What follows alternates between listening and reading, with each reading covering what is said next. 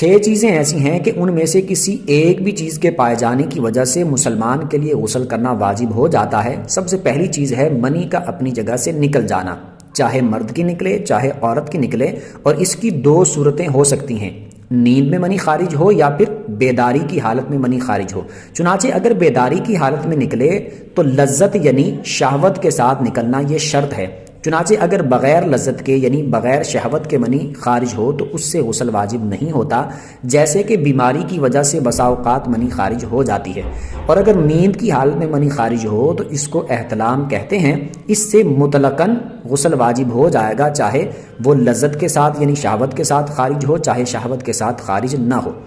غسل واجب ہو جائے گا، کیونکہ نیند میں شعور نہیں ہوتا اور کبھی کبھار لذت بھی یعنی شہوت بھی محسوس نہیں ہوتی، لہٰذا سویا ہوا شخص بیداری کے بعد منی کے اثرات دیکھے تو اس پر غسل کرنا واجب ہے، اور اگر خواب تو دیکھا لیکن منی خارج نہیں ہوئی اور نہ ہی منی کے اثرات نظر آئے تو پھر غسل واجب نہیں ہوگا۔ دوسری چیز یہ ہے کہ مرد اور عورت کی شرمگاہ کا مل جانا، مرد اور عورت کی شرمگاہ کے ملنے سے بھی دونوں پر غسل کرنا واجب ہو جاتا ہے۔ اس میں یہ بات یاد رکھنی ہے کہ اس میں یہ ضروری نہیں ہے کہ مرد اور عورت کی منی خارج ہو جائے تو پھر غسل واجب ہوگا، بلکہ جیسے ہی مرد اور عورت کی شرمگاہ ملے گی تو دونوں پر غسل کرنا واجب ہو جائے گا، مرد اور عورت کی منی خارج ہو چاہے نہ ہو، جیسے ہی دونوں کی شرمگاہیں ملیں گی تو دونوں پر، اور یہاں ملنے سے مراد یہ ہے کہ مرد کی شرمگاہ عورت کی شرمگاہ میں داخل ہو جائے تو دونوں پر غسل کرنا واجب ہو جائے گا۔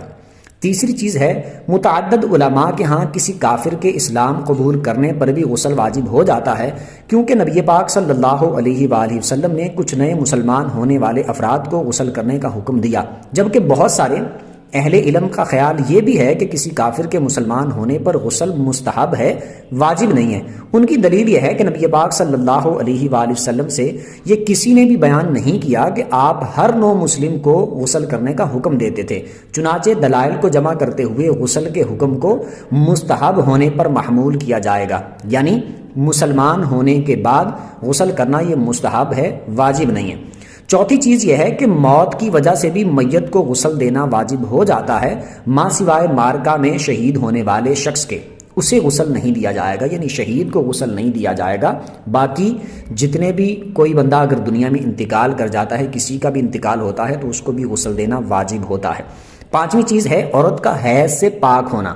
یعنی عورتوں کو جو ہر مہینے ڈیٹ آتی ہے جب عورت کے وہ مخصوص ایام پورے ہوں گے، ہر عورت کی اپنی اپنی عادت ہوتی ہے، کسی کو 3 دن 4 دن 5 دن 6 دن 7 دن 8 دن 9 دن 10 دن، جس کی جتنی عادت ہوگی اس کے جب وہ عادت کے دن پورے ہو جائیں گے ڈیٹ کے تو اس پر غسل کرنا واجب ہو جائے گا۔ اسی طرح نفاس کے جو دن پورے ہوں گے، نفاس سے مراد ہے کہ عورت کو بچہ پیدا ہونے کے بعد جو خون آتا ہے، یہ بھی ہر عورت کی اپنی عادت ہوتی ہے۔ 40 دن پورے کرنا، جیسے سوا مہینہ پورا کرتے ہیں، وہ پورے کرنا ضروری نہیں ہے، بلکہ جتنے دن بعد خون بند ہو جائے گا وہ ہر عورت کی پہلے بچے کے بعد جتنا اسے آیا تھا تو دوسرے کے بعد بھی اس کی وہی عادت ہوگی، تیسرے کے بعد بھی وہی عادت ہوگی، تو وہ اپنی عادت کے اعتبار سے دیکھ لے، جتنے دن بعد اسے خون بند ہو جائے تو وہ غسل کرنا اس پر ضروری ہو جائے گا اور نماز اور روزے کا اہتمام کرے گی۔ 40 دن پورے کرنا ضروری نہیں ہے۔ نفاس کے خون کی زیادہ سے زیادہ مقدار 40 دن ہوتے ہیں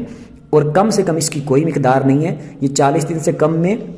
کبھی بھی بند ہو سکتا ہے۔ جب بند ہو جائے عورت پاک ہو جائے گی، یعنی غسل کرنا اس پر ضروری ہو جائے گا اور پاک ہو کر نماز اور روزے کا اہتمام کرے گی۔ امید کرتا ہوں آپ کو اچھے طریقے سے تمام مسائل سمجھ آ گئے ہوں گے۔ پھر بھی اس سے متعلق آپ کا کوئی بھی سوال ہو تو کمنٹ، ویڈیو اگر آپ کو اچھی لگی ہو تو ویڈیو کو لائک کر دیں، چینل کو سبسکرائب کر دیں تاکہ اسی طرح کی اسلامک ویڈیوز مسائل پر جو اپلوڈ کی جائیں تو ان کا نوٹیفیکیشن آپ کو مل جایا کرے۔ اگلی ویڈیو تک کے لیے اجازت دیجیے، اللہ حافظ۔